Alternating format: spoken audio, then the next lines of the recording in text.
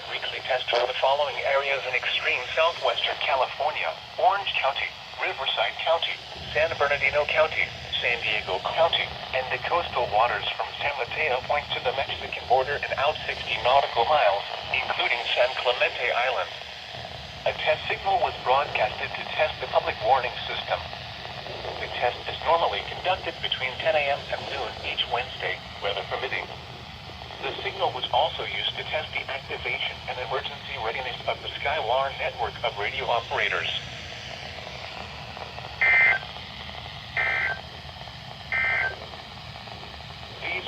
Alright, YouTube, that was a required weekly test on the Midland WR-100. Unfortunately, the siren did not go off on the WR-100, but it did go off on the WR-120. I had no idea why.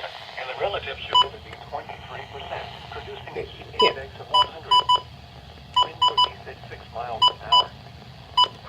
I did the alert test, which goes like this.